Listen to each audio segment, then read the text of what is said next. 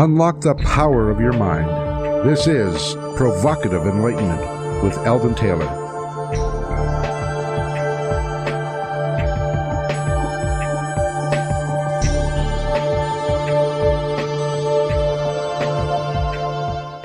Welcome and thank you for joining us today. The next hour is devoted to learning something more, not just about the world of shoes and ships and sealing wax, but about how, what, and why we believe as we do. A time for the open-minded, willing to challenge some of those old ideas behind what we think we know, who we are, and who we might just become.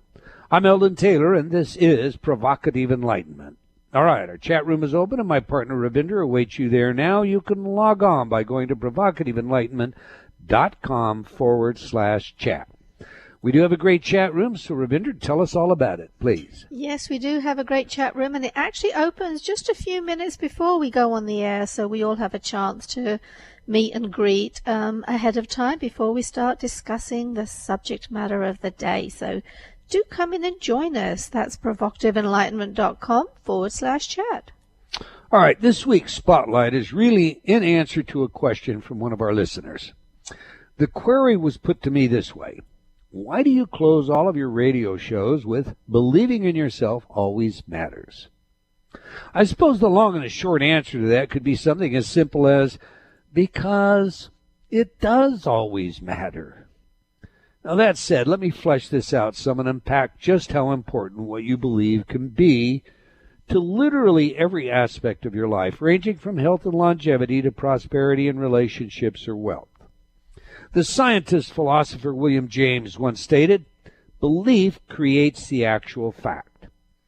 As with the general body of his work, James was both correct in his observation and ahead of his time. So for a moment, just imagine what you might do if you learned that faith the size of a mustard seed could move mountains. Just assume for a moment that somehow you discovered this old statement to be based on your belief in yourself, and that's simply believing you could be successful at your goal, whatever it might be, would somehow make that possible.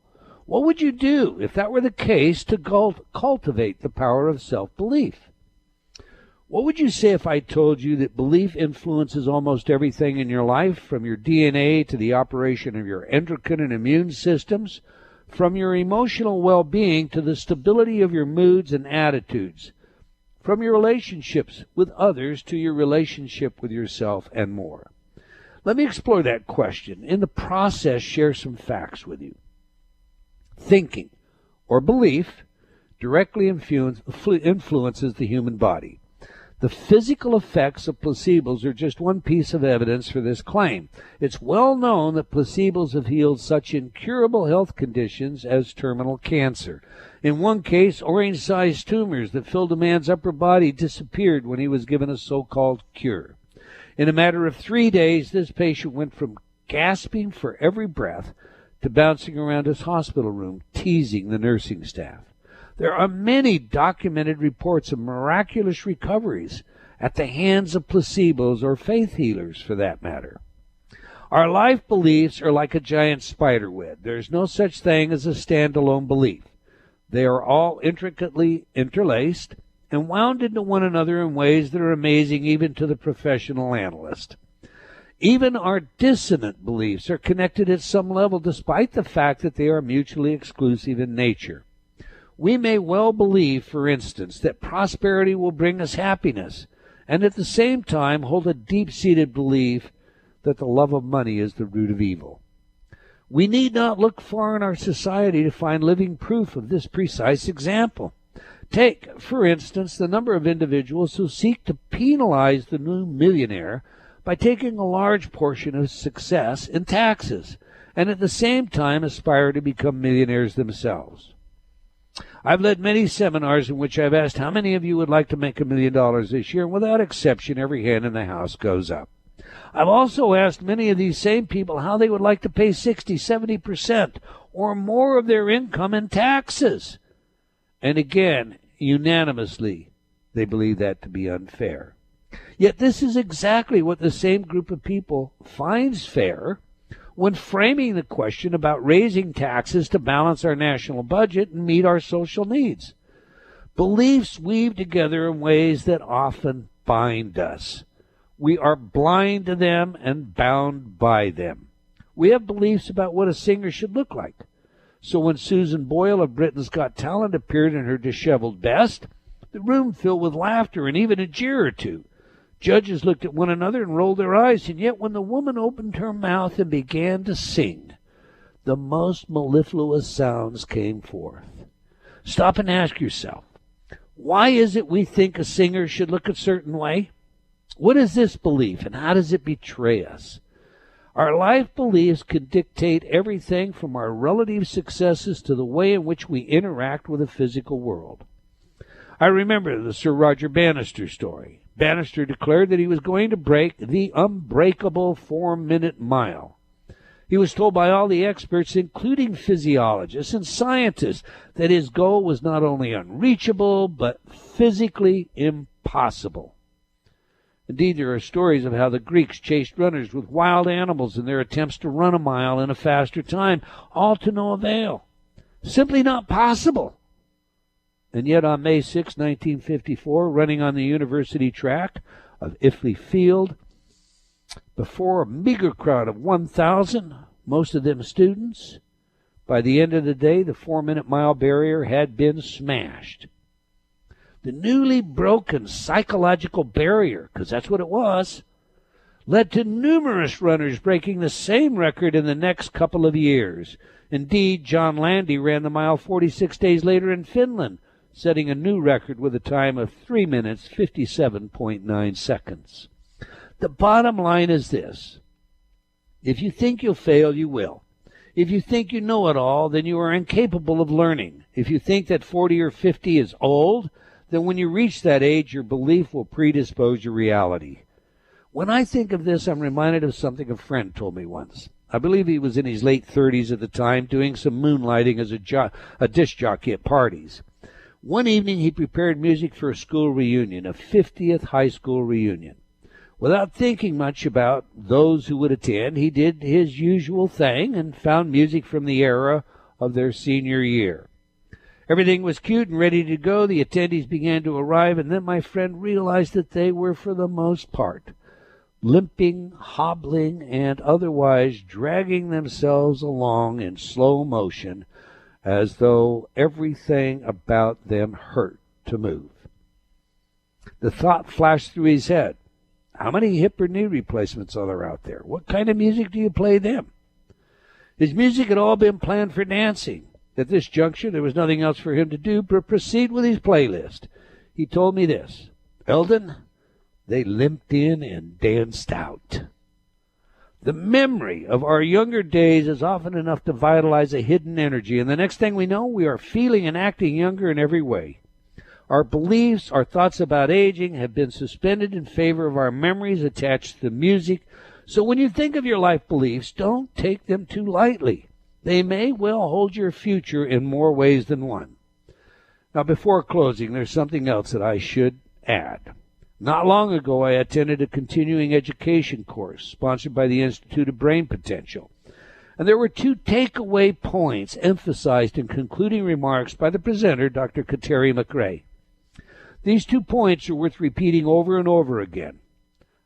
The first, you absolutely can change. It turns out that you can change your personality, your IQ, your habits, and even physical aspects of your brain. You can increase gray matter and reorganize all of those cognitive areas and more.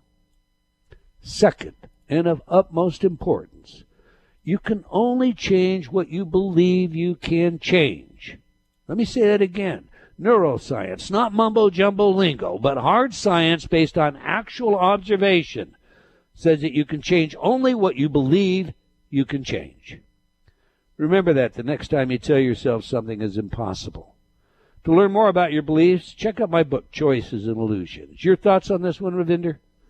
I think you pretty much summed it all up. You can only change what you believe you can change. There's a great deal of food for thought there for all of us with all aspects of our life. Put her down. Okay, every week I read some of your letters as our way of involving you while paying respect to the very important role you play in making this show successful. Last week our show featured David Essel, and we discussed his new book, Positive Thinking Will Never Change Your Life. Aaron wrote, I have found the pomp and nonsense surrounding the law of attraction and the secret to be the best what Mr. Essel pointed out. To be just what Mr. Essel pointed out, hollow and unsatisfying. Richard wrote, the law of attraction is a massive money-making cash flow machine for its salespeople. CB commented, there are outright junior P.T. Barnums who see a way to make money off of gullible people and feel no qualms about it because it's those people's fault for being so gullible. Mark wrote, I believe that it's important for people to have a positive sense of life, which is based on one's subconscious appraisal of life and worldview, and which naturally manifests itself in one's daily thoughts, feelings, and actions. On the other hand, positive thinking, as defined by David Essel, is a poor imitation to a positive sense of life. It is artificially manufactured, creating a false sense of life, much like a medication creates a false sense of well-being, by masking an underlying illness. Mary wrote, I just love your radio show and CDs. Thank you for what you do. Vera wrote, I miss not hearing you on Hay House.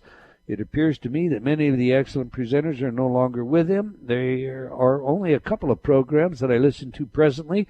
Again, thank you for your outstanding service to mankind. Stay the way you are. Well, Vera, I'm really glad you found us, and we love being right where we are. Thanks for your feedback. Finally, Meredith wrote, your Intertalk CDs are the real deal. They simply rock. The difference they have made in my life is really a miracle. Thank you from the bottom of my heart. All right, that's all the time we're going to take for letters today, but I do invite you to opine by sending your comments to Eldon at eldontaylor.com or by joining me on Facebook, and I want to thank all of you for your letters and comments. We truly do appreciate your feedback and support. Our spotlight was a little long today, so I want to get right into our guest. This week's show, The Genie Within, Your Subconscious Mind. Now, long before I became aware of today's guest, Mr. Harry Carpenter, or his book, I thought of the genie within as being the power of your belief. Indeed, I wrote about this power in my book, I Believe When What You Believe Matters, and it turns out it always does matter. I hope you got that point today. So when I came across Terry's work, naturally I had to know more. Well, sometimes that's how you end up on Provocative Enlightenment. So let me tell you a little about today's guest. Mr. Harry Carpenter was conditioned with the idea that his mind could do almost anything at a young age. He came down with a life-threatening sickness when he was 9. After being bedridden for a year and getting worse, his parents hired a practitioner trained in mental healing. The practitioner cured him. The impressionable mind of a 10-year-old boy reasoned that if his mind could heal him, it could do almost anything. He began looking for the secret. It took decades before he found a suitable model on how his subconscious mind worked. The paradigm was simple and compatible with experts and philosophies he respected.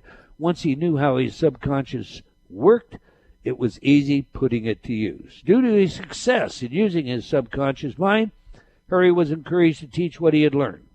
He taught his first classes 50 years ago, but stopped teaching to pursue a career in aerospace engineering and raise 4 children. He resumed teaching when he retired in 1994. The information Harry shares was collected from many books, teachers, and practice, so his book, The Genie Within, Your Subconscious Mind, is the distillation of 70 years of reading, studying, practicing, and teaching. So on that, let's get him in here. Welcome to Provocative Enlightenment, Mr. Harry Carpenter. Hi, Eldon. Glad to be here. Appreciate the invitation. It's great to have you here. I enjoyed your book very much. We'll talk about it as we go. You heard today's spotlight. How important do you think believing in yourself is? I don't think I used the word belief in the book, but it's important. It depends on the definition, I think.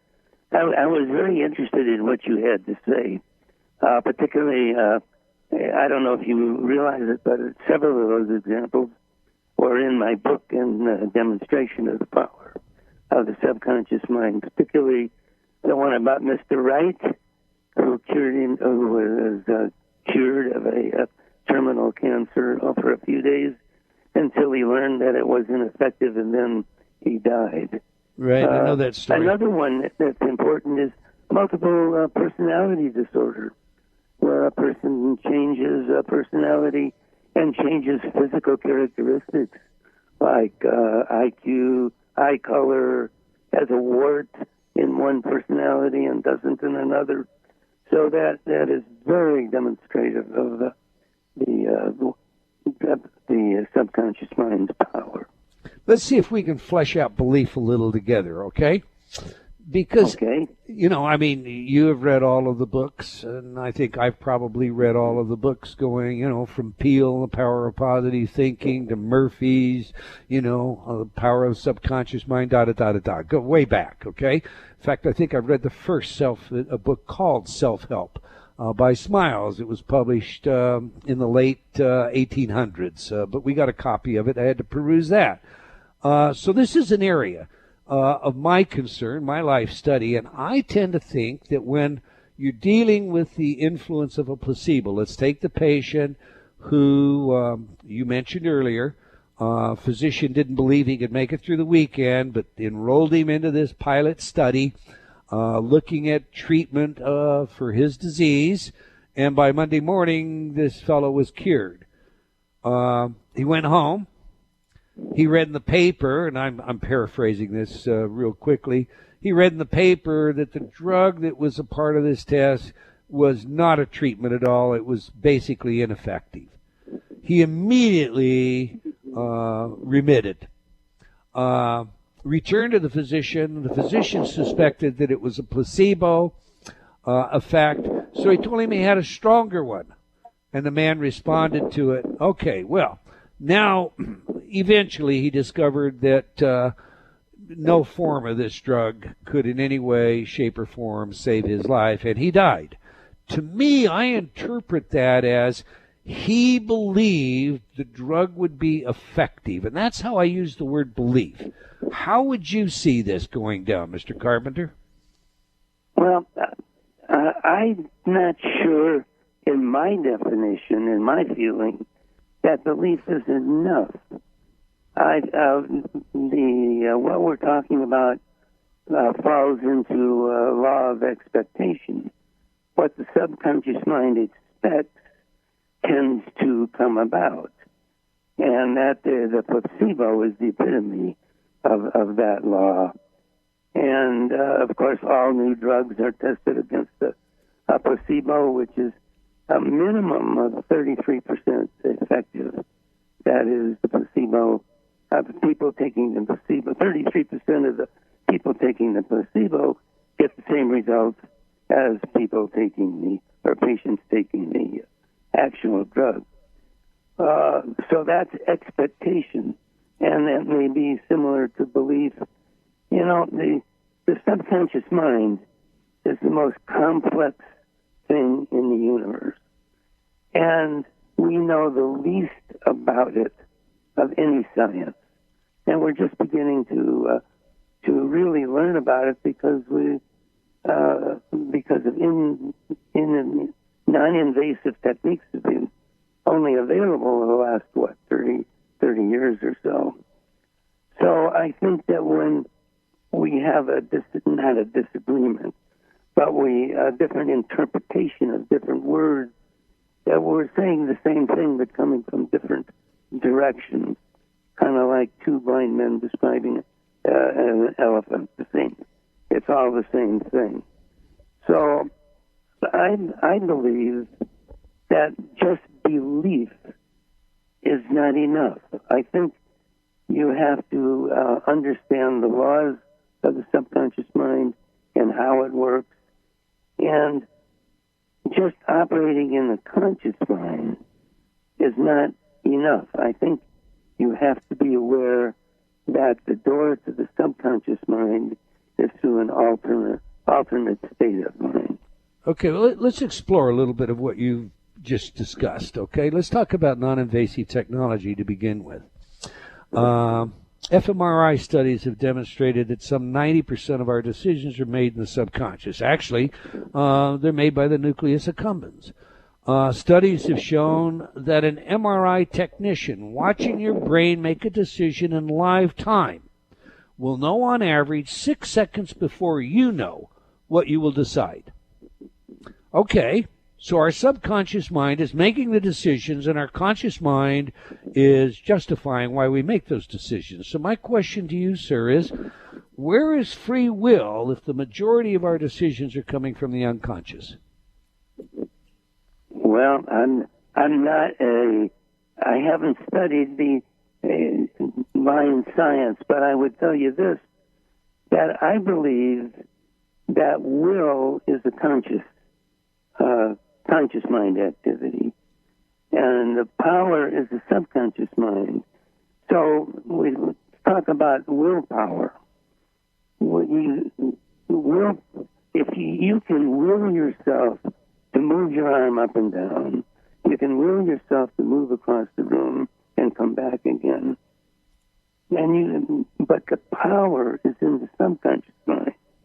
So if you have a belief, or you will yourself to do something, if you have a program in your subconscious mind that's contrary to that will, I do not believe you will be successful. You will be double-minded. And remember Emile Coué. When I was a teenager, I had his pamphlet, and I couldn't understand it. But he said, when the will and the imagination are in conflict, imagination always wins. Well, it wasn't until later in life I realized that the will is the conscious mind, and the imagination is the subconscious mind. So when the conscious mind and subconscious mind are in conflict, the subconscious mind always wins. Now, is that in with what your question is? I have no disagreement with that. I guess my question is more, okay, the subconscious mind is in charge. For all intent and purposes, you're preaching to the choir when you say that, but repetition is an important part of your protocol. Repetition, repetition, repetition. Now, is that not how we reprogram the information in our unconscious, through repetition? Yes, repetition is another law of the subconscious mind, but it should be, the repetition should be in the alternative state. In other words, there's basically four states of mind, right?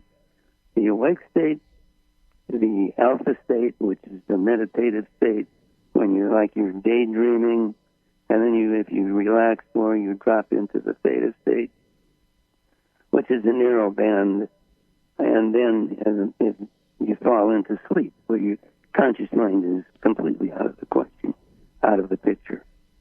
So okay, so you're not making this demarcation on just brainwave states, beta, alpha, theta. You're basically saying because theta is generally where you'll sleep at. You're not going to be in delta unless you go into coma.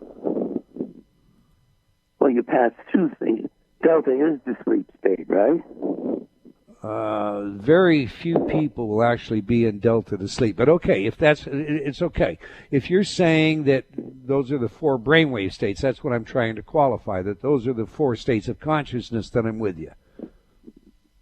Well, not states of consciousness. I'm saying the only consciousness states of would mind. be in the beta state. Okay. Right. Okay. And see, when you're sleeping, you do come up into theta and alpha during dreaming. Well, REM is that is alpha. Yeah. But what I'm saying, the point I guess I'm trying to make is that you can't reprogram your mind in the awake state, in the beta state. It's like comparing an incandescent light bulb with a laser. In other words, an incandescent light bulb, it shows light in every direction. If you're reading a book, you only need the light on the book. The light, in fact, if you look at the energy from the power plant, only 5% by the time it gets to you as light. The other 95% is wasted as heat. whereas a laser is 100% efficient. And what I'm saying is if you want to reprogram your subconscious mind, you can't do it in the conscious state. You have to go into the alpha state. Access the altered states. Okay. Well, that would imply then probably that if I were to hang affirmations on my refrigerator or the mirror in the morning and I were to read these to myself in that full wake state, maybe they're not all that effective. When we come back from the break, we'll ask Mr. Carpenter about just that. We're speaking with Harry Carpenter about his life and book, The Genie Within. To learn more about our guest and his work, visit his website at thegeniewithin.com. Thegeniewithin.com. Okay, we have a video for you today featuring our guest discussing how your mind works, modern versus ancient man. So join Ravinder in the chat room. If you're listening on the dial, remember you can check the chat room out when you're next in front of your computer by going to provocativeenlightenment.com/chat. Do stay tuned. We'll be right back. You're listening to Provocative Enlightenment with Eldon Taylor. Do you feel like you've become lost in a funhouse, only seeing the reflection of yourself, past, future, and present, but unable to find the real you? I invite you to step through the doorway and onto a pathway leading to understanding of your mind, your choices, and the influences that surround you. Read Eldon Taylor's New York Times bestselling book, Choices and Illusions. Now expanded, updated, and revised, it will provide you with real-life examples of how you can break free of your current perceptions and begin your journey to How High Is Up. Get your copy today from all bookstores or online from Amazon.com or Barnes & Noble.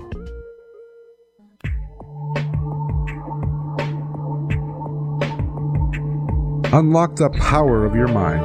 This is Provocative Enlightenment with Eldon Taylor.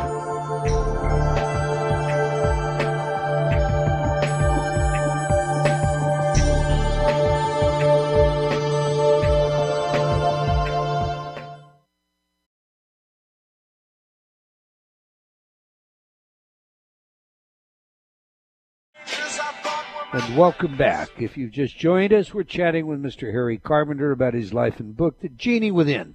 Now, we ask our guests for their favorite music that has some genuine significance to them. Music psychology is a hobby of mine, and it's a new field of research with practical relevance in many areas, including investigations of human aptitude, skill, intelligence, creativity, personality, and social behavior. I am collecting files on our famous people and the music they choose. Indeed, there can be a good deal of self-disclosure from time to time. All right, we just played some of Against the Wind by Bob Seger. That was your choice, Harry. What makes this one important to you, and how does it instruct us about who you are, sir? I have no idea. I assume it was a subconscious decision, and I'm only aware of the results. I love it. What a great answer. Now, no one has ever given me that one before. Listen, I misspoke in the last half hour. You're absolutely right. Sleep research does show that we get into delta when we get into very deep sleep. Now, just before the break, you indicated to us that, in order to change the subconscious, you can't do it from a conscious position.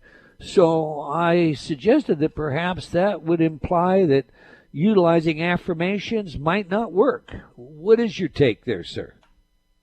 I think I can explain this using an example. Please. Let's say a man named John was brought up in a dysfunctional family. And from day one, he was told he was no good. He would never amount to anything. He never learns anything. And so now he's 30 years old. He's good looking. He's smart, but yet he has very, very low self-esteem, which means he has poor social skills and he's very unsuccessful. Right. Now, if he says every day, I believe I'm a good person, I believe I'm smart, etc., I think that will take 31 years. Let me back up and say a law of the subconscious mind is that it can accept one concept on a given subject at a time. So now he has the concept of low self-esteem. So I'm saying that it will take him in the conscious mind. He can say, I believe I have good self-esteem. I believe in myself, et cetera, and I think it will take him 31 years to overcome 30 years of negative thinking. However, if he were to make an affirmation and allow himself to slip into that meditative state, into the alpha state, and play back that affirmation, then he could do it in days, weeks. Everybody's different. There's no time specification. But he could do it in a very short time. But so you're saying if you get the conscious mind out of the way, for all intent and purposes, right, the conscious sentry out of the way, and you were to use a state of hypnosis, or you were to use a subliminal technique to get the information in, or use it in meditation. Maybe you make a recording and you play it to yourself, all night while you sleep, because when you come up into REM, you're in alpha, that kind of method works, where the conscious mind saying to myself, I am good, just results in that back talk that says really good at what? Did I get that right? Yes, absolutely. Okay, yeah. I'm sorry, go ahead. I don't want to cut you off. Oh, no. I'll go ahead and ask you a question. Okay. So when, a person decides that they want to change, and a lot of people do this, they read all of the books, and maybe they make that recording and they play it all night long. They're doing their sleep learning or whatnot, but they hit these resistance periods and things don't change. And then what you hear is, well, I've tried this and I've tried that and nothing works for me. What do you tell that person, Harry? Well, they're breaking one of the laws, I would say. They have to understand all the ways, the differences between the subconscious and the conscious, the way the subconscious mind works, and the laws that it obeys. And one of the things, I hate to bring this up, but there's a one-word affirmation. One-word affirmations work because the words have two meanings. One is a definition. Take the word mother, a female parent. That's the conscious mind. That's all it needs. That's logical. The subconscious mind, where our emotions are, when you say the word mother, there's all kinds of emotions that come up. Type. Right. So let's say you slam your finger in the door. What do you say? Ouch. Well, ouch connotes pain. That's not maybe what profanity. You want. Okay, right? You want numb. Say the word numb. Think the word numb. I hate to bring it up, but you just use the word try. I give a small lecture on the word try. Sure. Try means to try. If you fail, try again. If you fail, try again. If you fail, try again. So in other words, the word try is failure. So I give this little lecture about the word try in classes. Somebody will come up to me after the class and say, oh, but I have been trying so hard, I don't understand why I don't succeed. Well, that's one. So what I'm saying is that there's many laws, not many, probably 11 in the book, that have to be obeyed. And for example, you have to, the subconscious mind only operates in the now. There is no future or past. So you don't want to say, I will be happy, or I will be cured. I will be cured, because that implies you are not now cured. Right. So the goal of the subconscious mind will be to keep you sick. And besides, the next day you get your wish. You will be cured, but that day never comes. So everything has, that's it. One example is that everything has to be stated in the present tense. Let's go through the laws quickly, okay? You just discussed one. Now, what would you say, and let's take them in the order of importance, what would you say is the most important law of the subconscious mind? Oh, goodness. I've never, they're all important, but I will attempt to answer your question. One dominant concept. The subconscious mind only accepts one dominant concept. So I already talked about double-mindedness.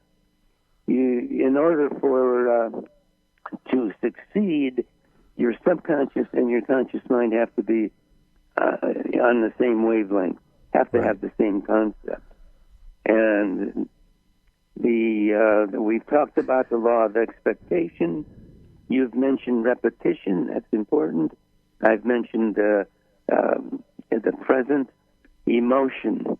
The power of the subconscious mind is that chemistry, all the chemical reactions that are going on. And so the subconscious mind has the power, and so you should use emotion when you use an affirmation or you want to achieve a goal.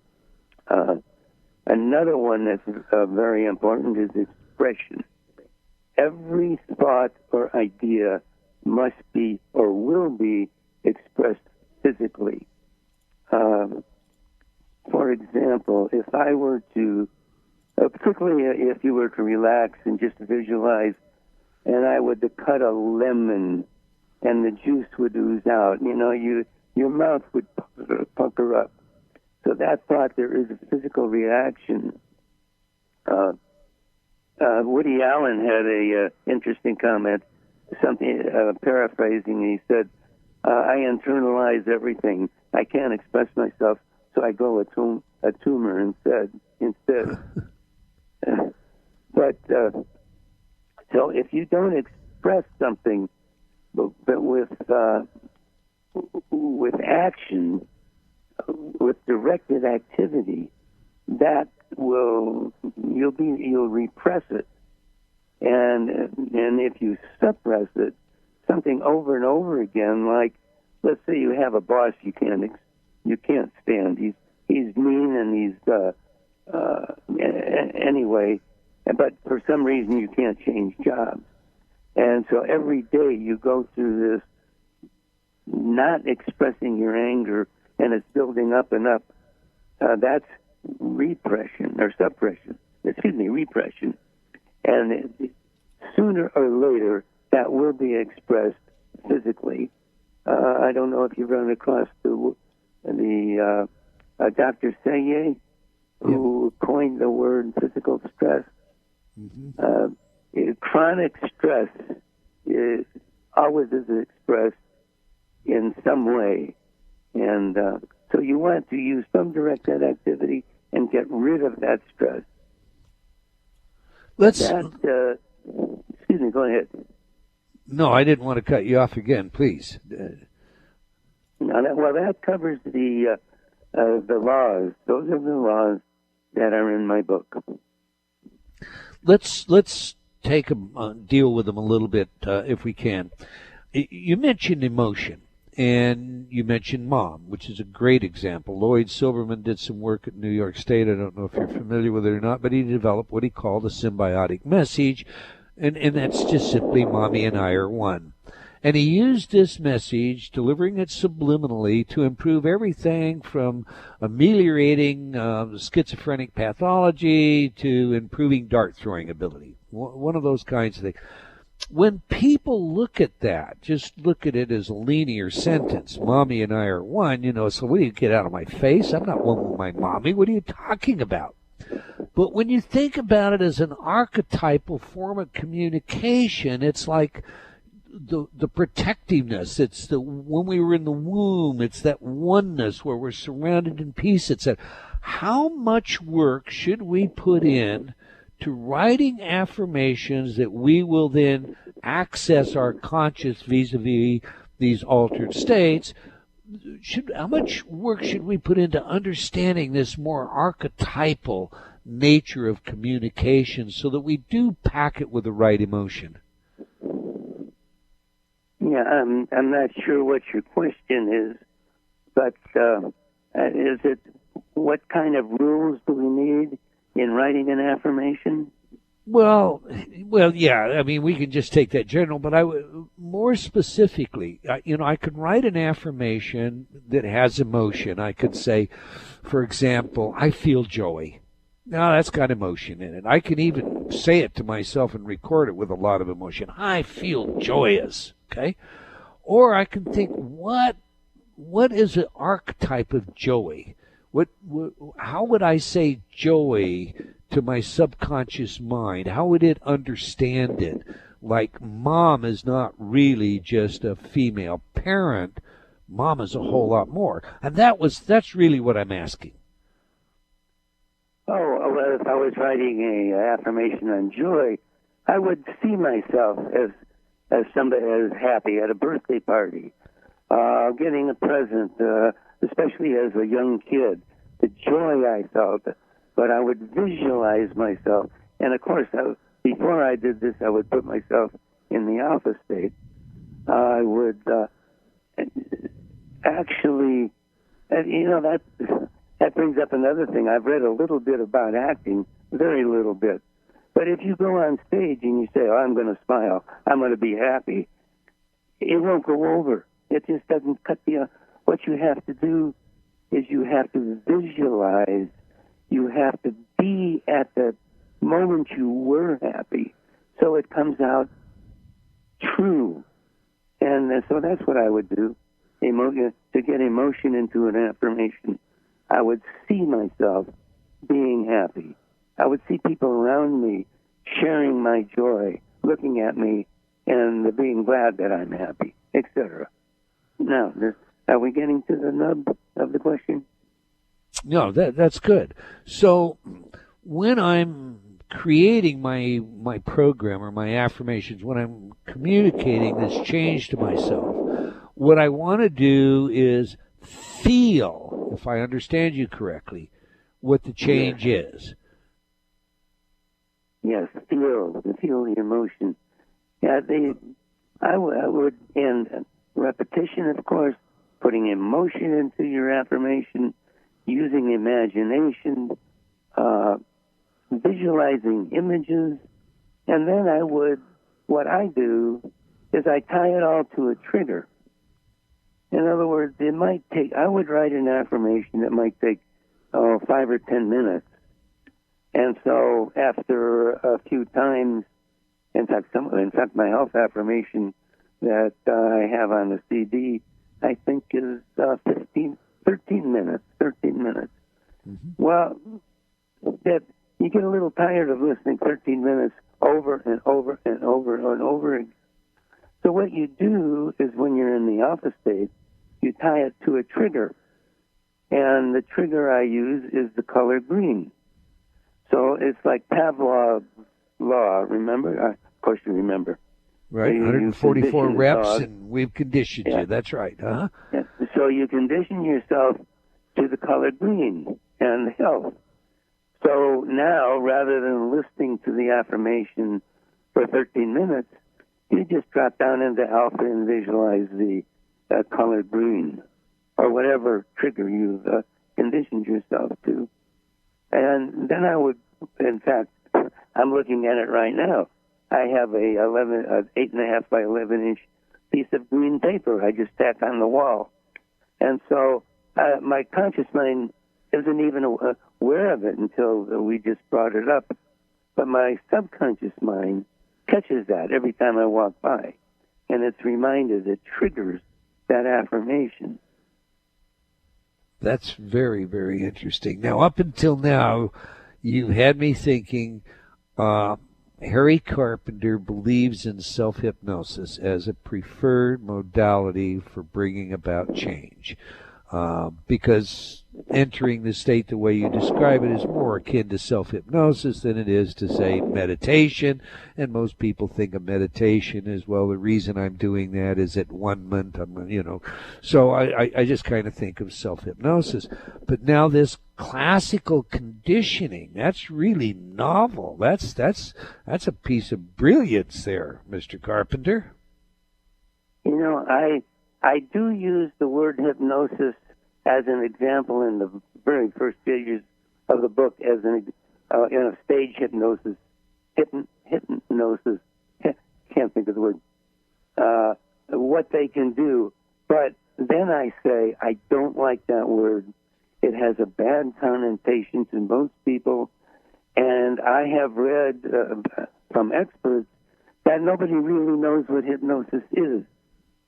Well, I've testified on it in courts as a so-called expert on it. I'll tell you, we objectify the state, and we say there are two things about it. The first is it's an alpha, a slowed brainwave activity, alpha theta brainwave activity. Watch it on an EEG. Second one is it's a state of hypersuggestibility. So you sit down in front of your television set, research shows us that even if you try, the likelihood is that in under 3 minutes you will go into a higher state of alpha. So you're in a state of hypersuggestibility. So that's, I guess, I use the word self-hypnosis simply because when you say to yourself you're going to slow your brainwave activity, you're going to go through some process to do that. What word do you like? Well, I simply have conditioned myself to the word alpha, and I would just take a deep breath, and as I exhale, I say 3, 2, 1, alpha, and I picture alpha, and I'm conditioned to split down into alpha. You're bringing up TV is very interesting because... Yeah, I was just going to ask you about that. Please, pick it out.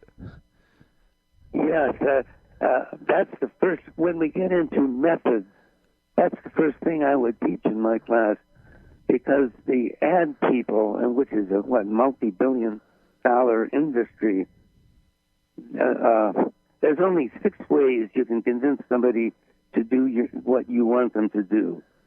Force, drugs, punishment, which are out of the question. Reason, I defy anybody, or I challenge anybody to find a TV ad that's based on reason in primetime TV. I don't think you can do it. Reward, that doesn't work on primetime TV. The only way that they can sell a product is through suggestion.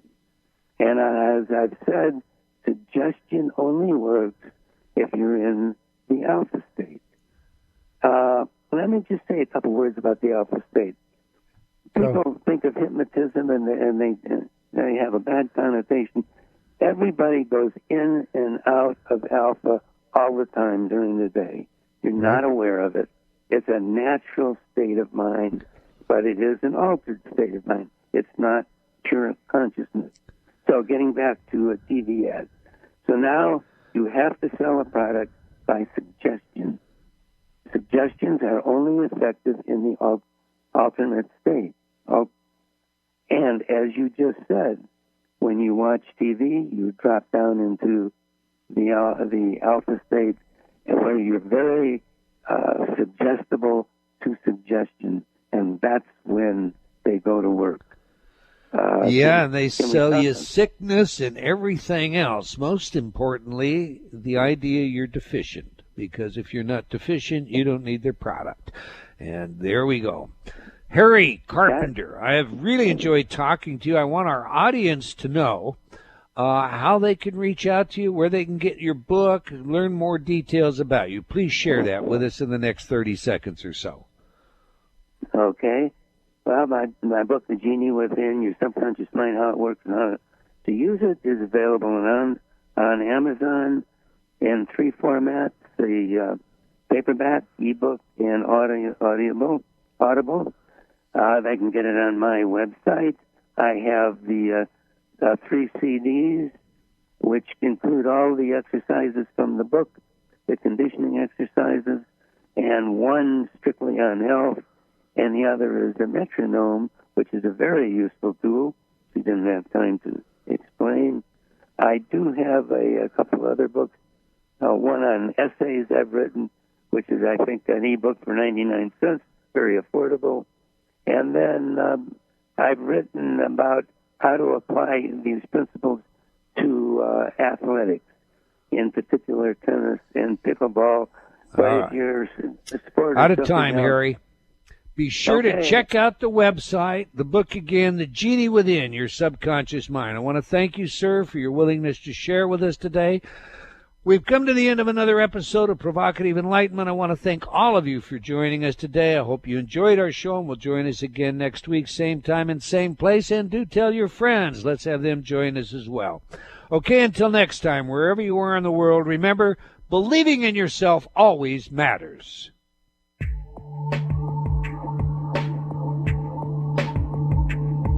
Provocative Enlightenment has been brought to you by Progressive Awareness Research and other sponsors. Provocative Enlightenment is a syndicated show and appears on other networks. For a schedule of show times, visit provocativeenlightenment.com. If you're interested in becoming a sponsor, write to Eldon at eldontaylor.com.